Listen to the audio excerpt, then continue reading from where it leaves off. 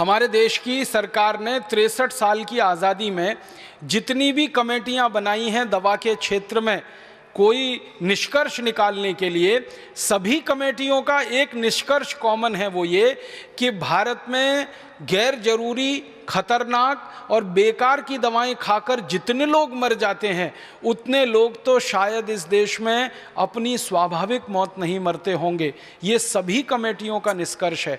और हर कमेटी ने भारत सरकार से एक ही बात कही है कि जल्दी से जल्दी सरकार इनके ऊपर पाबंदी लगाए, क्योंकि लोग जितने ज़्यादा बीमारियों से मर रहे हैं शायद उससे भी ज़्यादा गैर जरूरी और ख़तरनाक दवाएं खाकर मर रहे हैं। ये भारत की स्थिति हर कमेटी ने अपने निष्कर्ष में व्यक्त की है। लेकिन दुर्भाग्य हमारी सरकार का और भला हमारे देश में इस भ्रष्टाचारी व्यवस्था का कि किसी भी कमेटी की इस बात को माना नहीं गया। मैं कुछ दवाओं के नाम आपको सुनाना चाहता हूँ जिनको दुनिया भर की सरकारों ने बंद कर रखा है, जिन दवाओं को कोई खरीदता नहीं, दुनिया में बेचता नहीं। उनके अपने देशों में जहाँ की ये कंपनियाँ हैं वहाँ भी ये दवाएँ बैन हैं, और 1-2 साल से नहीं, 20-20 साल से बैन है, 30 साल से, 40 साल से बंद हैं। वो दवाएं भारत में धड़ल्ले से बिक रही हैं, हज़ारों लाखों करोड़ों रुपए का व्यापार चल रहा है। कुछ नाम सुनाता हूँ आपको। एक दवा है, उसका नाम है बाईप्राइड। ये दुनिया में Ireland, Philippines, Oman, America, Argentina, Colombia, Germany, Britain, Canada, Brunei, Japan, संयुक्त अरब अमीरात, अबू धाबी जैसे 85 देशों में बैन है ये दवा, लेकिन भारत में धड़ल्ले से बिक रही है। इसी तरह से सीफेक नाम की एक दवा है, सिपिड नाम की एक दवा है, सीसा है, फिर सीसा प्राइड है, फिर सीसा नॉर्म है, फिर सीसा प्रो है, फिर सीसा वॉल है, फिर एस्प्राइड है, फिर एस्प्राइड एमपीएस है, फिर कैनोप्राइड है, फिर मोटेन है, फिर मोटिलैक्स है, फिर मोटिकेयर है।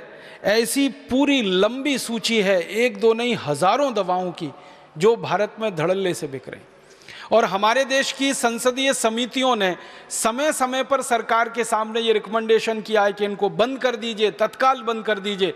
सरकार कहती है हाँ अभी करेंगे, कल करेंगे, परसों करेंगे, साल भर होते हैं, 2 साल होते हैं और फिर भी धड़ल्ले से ये बिकती ही चली जाती हैं और भारत के लोगों को मौत के मुंह में धकेलती जाती हैं। क्योंकि दुनिया भर के विशेषज्ञों का इन दवाओं के बारे में कहना है कि ये दवाएं किसी भी व्यक्ति को, स्वस्थ व्यक्ति को हृदयघात का शिकार बना सकती हैं। किसी भी स्वस्थ व्यक्ति के शरीर में, खून में जो भी कुछ मात्राएं हैं, जैसे प्लेटलेट्स के काउंट हैं, उनको अचानक से ऊंचा और नीचा करा सकती हैं, जिससे अंत में व्यक्ति मौत के ही मुंह में चला जाए। और कई तरह के शरीर में विकलांगता की स्थिति पैदा कर सकती हैं। 20 किस्म की विकलांगता इन दवाओं से जुड़ी हुई है। सबसे ज़्यादा हृदयघात इन दवाओं से जुड़े हुए हैं। फालतू में हृदयघात लाने में ये दवाएँ सबसे आगे हैं दुनिया में, लेकिन भारत में बिक रही हैं धड़ल्ले से। दुख है, दुर्भाग्य है हमारे देश के उन सभी मरीजों का जो इन दवाओं को खा रहे हैं और मौत के मुंह में समा जा रहे हैं। सरकार को जब भी ये सवाल पूछा जाता है संसद में कि गैर जरूरी दवाएं खाकर, बेकार की खतरनाक दवाएं खाकर हर साल कितने लोग मरते हैं, सरकार कभी भी उनका ठीक आंकड़ा नहीं दे पाती है। वो बात करते हैं हज़ारों में मरते हैं, लाखों में मरते हैं। जब सरकार को ठीक पूछा जाता है कि कितने लाख मरते हैं, तो सरकार के मंत्री का जवाब होता है कि आंकड़ा उपलब्ध नहीं है, आंकड़ा उपलब्ध नहीं है। 1991 से 2009 तक सतत संसद की लोकसभा में ये प्रश्न पूछा जा रहा है। हर साल कुछ मेंबर ऑफ पार्लियामेंट हैं जिनके मैं नाम नहीं लेना चाहता, जो सरकार को एक ही सवाल रिपीट करते हैं। करीब हर सत्र में वो सवाल आ जाता है, वो यही होता है कि भारत सरकार बताए गैर जरूरी दवाओं से पिछले साल कितने लोगों की मौत हुई। भारत सरकार बताए खतरनाक दवाओं से पिछले साल कितने लोगों की मौत हुई। सरकार कहती है आंकड़े उपलब्ध नहीं। और आंकड़े क्यों उपलब्ध नहीं हैं?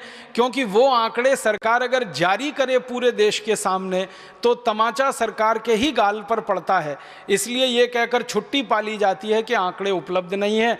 हज़ारों में कभी बोल देते हैं, लाखों में कभी बोल देते हैं। लाख तो कुछ भी हो सकता है, 1 लाख से लेकर 100 लाख तक लाखों में आता है, फिर उसके ऊपर 1 करोड़ से लेकर 100 करोड़ तक करोड़ों में आता है, फिर उसके ऊपर 1 अरब से लेकर अरबों में आता है। तो आंकड़े हज़ारों लाखों में सरकार के द्वारा बोले जाएं तो वो शोभा नहीं देता, लेकिन सरकार जानबूझ के ये सारी जानकारी छुपा के रखती है। और हमारे देश में जानकारी को निकालना सरकार के पास से बड़ा मुश्किल काम है। कई बार सरकार क्या कह देती है कि कुछ जानकारी बहुत संवेदनशील है और उसको वो क्लासिफाइड बोलकर ऐसा कह देते हैं कि ये किसी को नहीं दी जा सकती। एक कानून इस देश में चलता रहा बहुत लंबे समय तक, जो अभी थोड़े समय पहले ही ख़त्म हुआ, ऑफिशियल सीक्रेट एक्ट। उसमें कोई जानकारी डाल दी सरकार ने तो आप पूरी ताकत लगा दीजिए वो जानकारी निकलेगी ही नहीं बाहर। अभी थोड़े दिन से जब से ये राइट टू इन्फॉर्मेशन की बात आई है तो ऑफिशियल सीक्रेट का मामला थोड़ा ढीला पड़ा है, लेकिन राइट टू इन्फॉर्मेशन में भी कुछ जानकारी को संवेदनशील बोल के वो छुपा जाते हैं और बताते नहीं हैं। लेकिन भारत की सभी समितियां जो संसद के द्वारा बनी, मैंने उनकी रिपोर्ट्स देखी तो वो ये कहते हैं कि भारत में अपनी मौत जो मरने वाले लोग हैं उनसे ज़्यादा जहरीली दवाएं खाकर, गैर जरूरी दवाएं खाकर मरने वालों की संख्या है इस देश में। फालतू की गैर जरूरी खतरनाक दवाएं जो दुनिया के 85 देशों में बंद हैं वो यहाँ बिक रही हैं और उनका व्यापार बड़े धड़ल्ले से चल रहा है। कुछ और है, इस दवाओं के नाम हैं एक्रोमाइसिन। एक दवा 40 साल से यूरोप और अमेरिका में बंद है, यहाँ भारत में लंबे समय तक बिकती रही है। फिर कभी बंद हुई सरकार के दबाव में तो दूसरे नाम से शुरू हो गई, फिर दूसरे नाम पर बैन कराया, तीसरे नाम से शुरू हो गई, तीसरे नाम पर बैन कराया, चौथे नाम से शुरू हो गई। यहाँ तो इतनी बड़ी धांधली है हमारे देश के दवा क्षेत्र में कि एक दवा को सरकार ने जबरदस्ती ऑर्डर देके बंद भी कर दिया तो वही दवा को नाम बदल के बाजार में फिर उन्होंने उतार दिया, थोड़ा मॉलिक्यूल में चेंज किया और उतार दिया फिर उसी को बाजार। क्योंकि कंपनियों को ये लगता है कि अच्छा धंधा और अच्छा मुनाफा उनको जरूरी दवाओं के व्यापार में न होके गैर जरूरी दवाओं के व्यापार में है, तो उसको वो क्यों छोड़ें। इसी तरह से एक्टिमॉल है, एडोल है, फिर हमारे पास अल्फा स्पिन है, अल्फा ट्रिप है, एल्जुरिल है। एक और दवा का नाम मैं आपसे बात करना चाहता हूँ, याद आ गया, निमोसुलाइड। निमोसुलाइड के बारे में सारी दुनिया के विशेषज्ञ एक बात पर सहमत हो चुके हैं कि ये बहुत खराब और ख़तरनाक दवा है। ये जितने लोगों की जान बचाती है उससे ज़्यादा तकलीफ़ में डाल देती है। इसलिए स्वीडन ने इसको बैन किया सबसे पहले, स्पेन ने इसको बैन किया, डेनमार्क ने बैन किया, नॉर्वे ने बैन किया, फिर उसके बाद पुर्तगाल ने बैन किया, फिर दुनिया भर के ऐसे 85 देशों में ये निमोसुलाइड बैन हो गई। लेकिन भारत में धड़ल्ले से बिक रही है और हमारे बहुत सारे मेडिकल प्रैक्टिशनर इसको अपनी प्रिस्क्रिप्शन स्लिप पर बहुत ज़्यादा पैमाने पर लिख रहे हैं। एनाल्जिन नाम की एक दवा आप जानते हैं, दुनिया भर के विशेषज्ञों ने सबसे ज़्यादा ऑब्सोलीट जिसको करार दे दिया कि इससे ज़्यादा फालतू की और बेकार की दवा नहीं हो सकती है, वो एनाल्जिन की हमारे देश में साल की बिक्री लगभग 35 से 40 करोड़ रुपए की है। अमेरिका में जिस दवा को कोई पूछता नहीं, यूरोप में जिस दवा को कोई पूछता नहीं, लैटिन अमेरिका में जिस दवा को कोई पूछता नहीं, एशिया के देशों में जिस एनाल्जिन को कोई पूछने वाला नहीं है। आपको शायद मालूम होगा कि टेक्स्ट बुक में से भी ये दवा बाहर हो चुकी है सालों साल पहले, लेकिन भारत में इसका इतना बड़ा बाजार है एनाल्जिन का, लगभग 35 करोड़। पिछले साल का मैंने मार्केट पता किया, 37 करोड़ रुपए की बिकी है ये दवा। और ये ऑफिशियल है, आपको हर बार मैं ये कह रहा हूँ कि आंकड़े जो हैं वो सरकार जो रिलीज़ कर देती है, जो अनऑफिशियल है, गैर कानूनी तरीके से ये बना के बाज़ार में बेची गई होगी, उसके बारे में हम अंदाज़ा नहीं लगा सकते। निमोसुलाइड का मार्केट जहाँ सब बंद हो रहा है दुनिया में, यहाँ धड़ल्ले से चल रही है। एनाल्जिन का मार्केट जहाँ दुनिया में बंद है वो भारत में धड़ल्ले से चल रही है। आपको बड़ी हंसी आएगी सुनकर कि अमेरिका की कई कंपनियां, उनमें से एक कंपनी विशेष रूप से एक दवा यहाँ बेच रही है, उसका नाम है विक्स। भारत में एक छोटा सा सर्वे किया था हम लोगों ने, और वो सर्वे ये किया था कि किसी भी केमिस्ट के काउंटर पर बिना डॉक्टर के प्रिस्क्रिप्शन के सबसे ज़्यादा बिकने वाली दवाएं कौन सी हैं, इसका एक छोटा सा सर्वेक्षण किया था। हम लोगों ने एक टीम बना के काम किया था।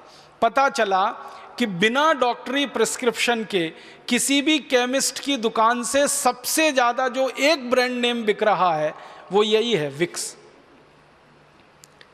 गले की खिचखिच, विक्स की गोली, सर्दी खांसी जुकाम, विक्स ले लो, इसमें तो विक्स ले लो, उसमें तो विक्स ले लो, ऐसा धड़ाधड़ विज्ञापन ये करते हैं और सारे देश के लोगों का दिमाग ऐसे बनाया हुआ है कि सर्दी खांसी जुकाम सीधे विक्स में जाओ, और गले की खिचखिच हो जाए तो विक्स खाओ, तो इसके लिए विक्स लगाओ, तो उसके लिए विक्स लगाओ। अकेला एक ब्रांड नेम सबसे ज़्यादा बिक रहा है। फिर मैंने और हमारी टीम ने ये जानने की कोशिश की कि अच्छा पता लगाओ, ये जो विक्स का ब्रांड नेम है जिसको एक अमेरिकन कंपनी भारत में बेच रही है, उस कंपनी का नाम है प्रॉक्टर एंड गैम्बल, ये कंपनी अपने देश में बेच रही है क्या इसको, और यूरोप के देशों में बेच रही है क्या? क्योंकि प्रॉक्टर एंड गैम्बल का मार्केट तो दुनिया भर के देशों में है, 56 देशों में व्यापार करती है। पता चला कि अमेरिका में नहीं बिकता, ये यूरोप में नहीं है, फ्रांस में नहीं, जर्मनी में नहीं, स्वीडन में नहीं, स्विट्जरलैंड में नहीं, डेनमार्क में नहीं, नॉर्वे में नहीं, आयरलैंड में नहीं, स्कॉटलैंड में नहीं, इंग्लैंड में नहीं, किसी भी देश में जो नहीं है उनका ब्रांड, वो भारत में सबसे ज़्यादा मुनाफा देने वाला उनका ब्रांड है। प्रॉक्टर एंड गैम्बल के एक अधिकारी को मैंने पूछा था कि आपके जितने भी ब्रांड हैं भारत में सबसे ज़्यादा मुनाफा कौन देता है, तो उन्होंने कहा बाकी तो घाटा देते हैं, मुनाफा तो खाली विक्स देता है। बाकी तो घाटा देते हैं, मुनाफा तो विक्स देता है, तो बाकी का घाटा विक्स के मुनाफे से वो पूरा कर लेते हैं, और इतने धड़ल्ले से सारे देश में ये बिक रहा है।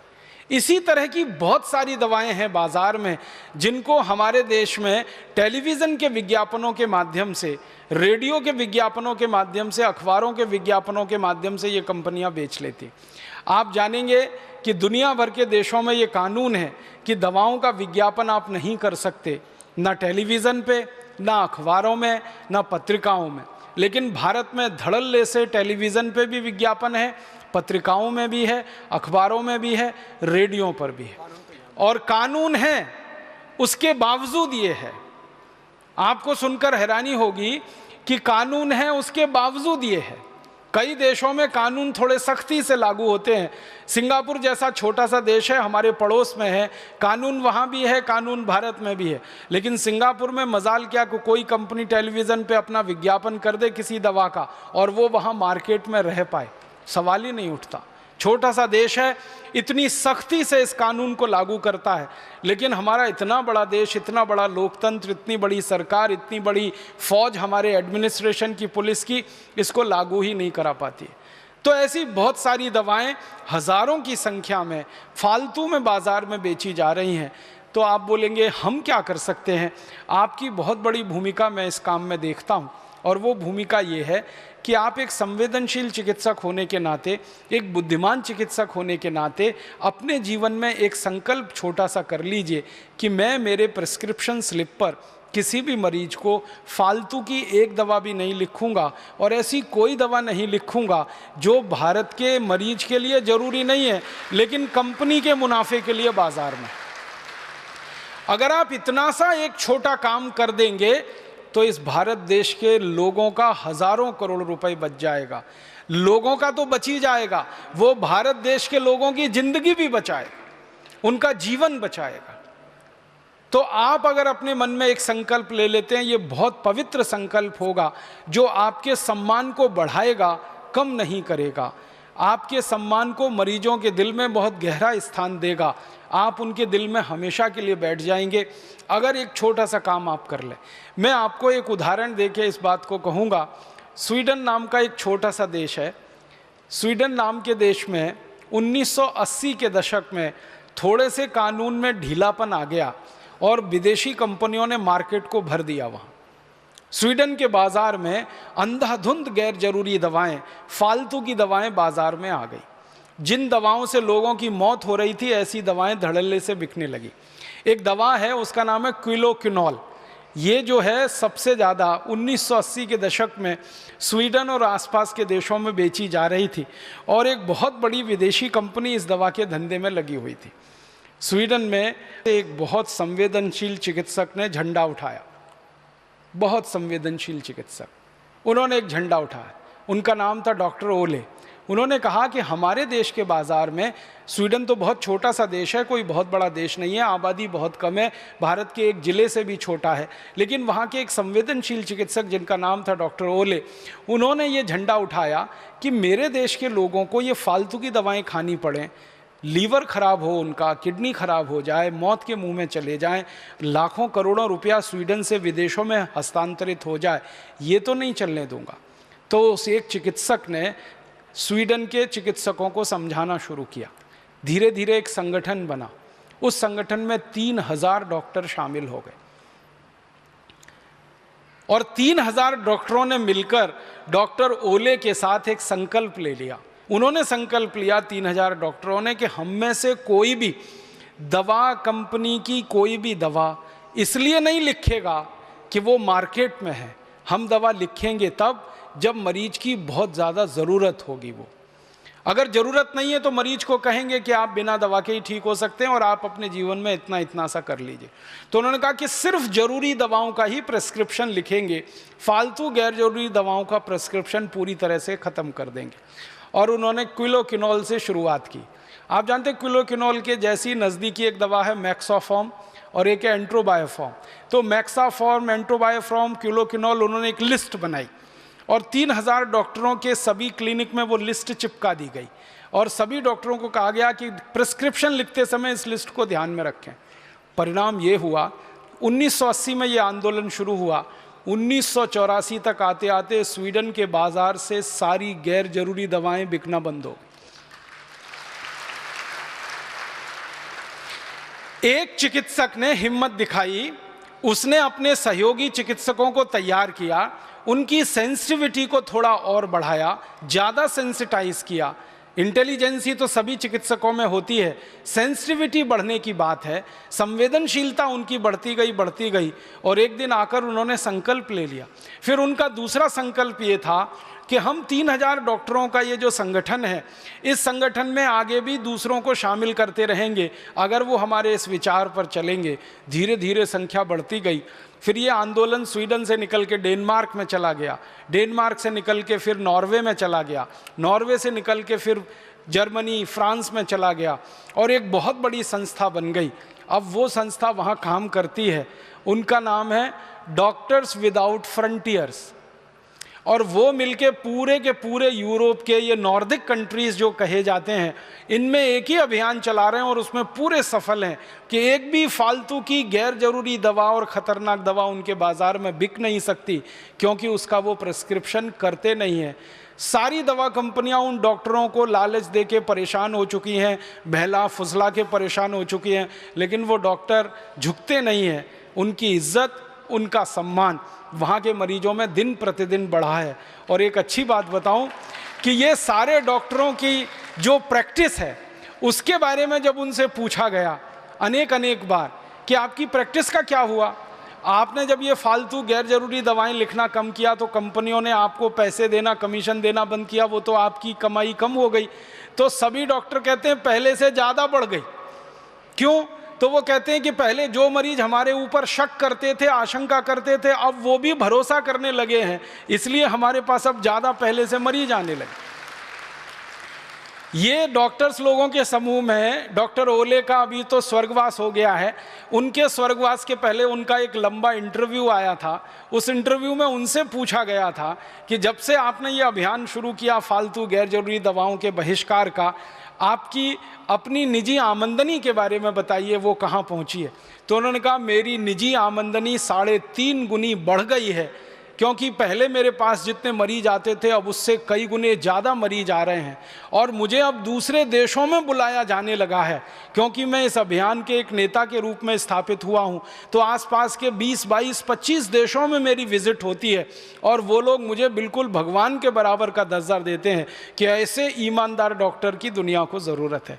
मेरा आपसे एक निवेदन है कि स्वीडन में डॉक्टर ओले हो सकते हैं तो भारत में भी ऐसे सैकड़ों, हज़ारों, लाखों डॉक्टर ओले हो सकते हैं, क्योंकि हम भी वैसे ही हैं जैसे वो हैं। हमारी संवेदनशीलता भी उतनी ही है जितनी उनकी है, हमारी बुद्धिमत्ता, इंटेलिजेंसी भी उतनी है जितनी उनकी है। बस हमको एक दिशा लेकर काम में लग जाने की ज़रूरत है, बाकी तो सब पीछे पीछे चल पड़ेगा। तो आज आप सब चिकित्सक बंधुओं से, बहनों से मैं एक ही निवेदन करना चाहता हूं कि आप अपने जीवन में एक छोटी सी शुरुआत करिए और वो शुरुआत यहीं से करिए कि फालतू की गैर जरूरी बेकार की दवाएं हम मरीज को लिखेंगे नहीं, और कोई मरीज आग्रह करेगा तो उसको समझाएंगे, डिस्करेज करेंगे। तो ये कंपनियों का इतना बड़ा जो नेटवर्क खड़ा हुआ है, हज़ारों करोड़ रुपए का जो मुनाफे का उनका चक्र चल रहा है, जिसमें हज़ारों प्रतिशत के मुनाफे वो लूट रहे हैं, ये एक झटके में टूट सकता है। हमारी सरकार तो इस चक्र को तोड़ नहीं पाएगी जब तक कि कोई ऐसी सरकार ना आ जाए जो बहुत ईमानदार हो और भ्रष्टाचार को जड़ मूल से मिटाने के लिए कटिबद्ध हो। ऐसी कोई सरकार आ जाए तो वो एक झटके में कर सकती है, लेकिन जब तक वो सरकार नहीं आती तब तक हम हाथ पे हाथ धरे नहीं बैठ सकते। हम अपने जीवन से एक छोटी सी शुरुआत कर सकते। मुझे आपसे ये एक बात कहनी है कि फालतू की गैर जरूरी दवाएं आप प्रिस्क्राइब करना बंद कर दीजिए। आप अपने कॉन्शियस से, अपने अंतरात्मा से ये पूछ लीजिए कि जिन दवाओं को मैं मेरी पत्नी को नहीं लिख सकता, मेरी बेटी को नहीं लिख सकता, मेरे भाई को नहीं दे सकता, मेरी माँ को और पिता को जो दवाएं मैं नहीं खिला सकता, वो दवाएं किसी दूसरे मरीज के लिए मैं क्यों लिख रहा हूँ। तो आप जो दूसरों को वैसा ही मानने लगें जैसे आप हैं, आपके परिवारी जैसे ही सब हैं। अगर हम अपने आप में ही पूरे समाज की छवि देखना शुरू करें और पूरे समाज की छवि अपने परिवार में देखना शुरू करें कि ये मरीज भी मेरे भाई बहन सरीखे हैं, मेरे माता पिता सरीखे हैं, मेरे बेटे बेटियां सरीखे हैं, तो आपके हाथ रुक जाएंगे, आप वो प्रिस्क्रिप्शन नहीं लिख पाएंगे और उसी दिन से आपके जीवन में एक नए अध्याय की शुरुआत होगी। और वो नया अध्याय आपको हो सकता है भारत का डॉक्टर ओले बना दे, भारत में कोई दूसरा तीसरा चौथा ऐसा क्रांतिवीर पैदा कर दे। मैं आपसे कहाँ से शुरू करें इसको, तो एक सरल संकेत करना चाहता हूँ। हमारे भारत के देश में जो फालतू गैर जरूरी दवाएं बिक रही हैं उनमें बहुत बड़ी मात्रा है हेल्थ टॉनिकों की। उनके कुछ ब्रांड नेम हैं, जैसे बूस्ट है, हॉर्लिक्स है, प्रोटीनेक्स है, बॉर्नविटा है, मोल्टोवा है। फूड सप्लीमेंट्स के रूप में आप उनके अलग अलग ब्रांड नेम जानते हैं। यहीं से शुरुआत करिए, क्योंकि इनमें से किसी की भी गरज और ज़रूरत हमारे देश के नागरिकों को नहीं है। आप पूछेंगे क्यों जी? बूस्ट में जो कुछ है, प्रोटीनेक्स में जो कुछ है, बॉर्नविटा में जो कुछ है, मोल्टोवा में जो कुछ है, वो पता है 300 रुपये किलो का है, 250 रुपये किलो का है, 280 रुपये किलो का है, 350 रुपये किलो का है, 400 रुपये किलो का है। अब 400 रुपये किलो का, 350 रुपये किलो का किसी को हेल्थ टॉनिक या फूड सप्लीमेंट आप खिलवा रहे हैं या लिख रहे हैं, उससे अच्छा ये है कि उसको कह दीजिए मूंगफली खा लो। मूंगफली के साथ थोड़ा कुछ मकई खा लो, कुछ जौ ले लो, कुछ चना खा लो, गुड़ ले लो थोड़ा सा, तो गुड़ मूंगफली खा लो, गुड़ चना खा लो, गुड़ जौ का सत्तू खा लो, चना गुड़ मूंगफली तीनों मिला के खा लो। ये आसानी से उपलब्ध है, बड़ी कीमत नहीं है इनकी, बहुत सस्ती कीमत में ये सब चीज़ है। और अगर किसी की हैसियत है कि वो 400 रुपये किलो का हेल्थ टॉनिक खा सकता है, तो उसको कह दो 400 रुपये किलो का बादाम ही खा लो। कचरा क्यों खाते हैं? काजू खा लो, काजू नहीं है तो बादाम, मुनक्का, किशमिश, मखाने, जो भी आपको समझ में आता है आसानी से उपलब्ध है वो खिला दो। और आंवला का रस ले लो, एलोवेरा का रस ले लो, गिलोय का काढ़ा बना के पी लो, गिलोय का सत ले लो, ये सब खून की कमी को खत्म करने वाले हैं। गाजर ले लो, अमरूद में जितना आयरन है आप जानते हैं उतना सेब में भी नहीं। केला है, अमरूद है। भारत में तो ऐसी व्यवस्था है कि जो फल जितना सस्ता उतना ही ज़्यादा भरपूर विटामिन से और उतना ही ज़्यादा वो पोषक तत्वों से भरपूर। हाँ, केला सस्ता है, अमरूद सस्ता है, आंवला सस्ता है, ये सब हैं। तो आप मरीज को बस थोड़ी सी दिशा बदल दो उसकी, क्योंकि उसके दिमाग में भूत सवार है कि बूस्ट से ही उसके बेटे को ताकत आने वाली है। वो रोज विज्ञापन देखता है टीवी पर, सचिन तेंदुलकर की शक्ति बूस्ट, राहुल द्रविड़ की शक्ति बूस्ट, तो किसी और वीरेंद्र सहवाग की शक्ति बूस्ट, धोनी की शक्ति बूस्ट। तो वो रोज देख रहा है टीवी पे, क्योंकि क्रिकेट मैच चल रहा है तो ये विज्ञापन सबसे ज्यादा आ रहा है। तो उसके दिमाग में बैठा हुआ है कि बेटे को तेंदुलकर ही बनाना है, तो बूस्ट खा के ही संभव है। और उन्होंने बचपन में कभी नहीं खाया। और मजे की बात यह है कि ना तेंदुलकर ने कभी बूस्ट खाया, ना सहवाग ने कभी बूस्ट खाया, ना धोनी ने खाया, न किसी दूसरे क्रिकेट खिलाड़ी ने। ये सब जो पैदा हुए वो किसान परिवार में हुए और गरीब थे, और ये साधारण चीजें खा के ही ताकतवर बने, और इनके क्रिकेट के शॉट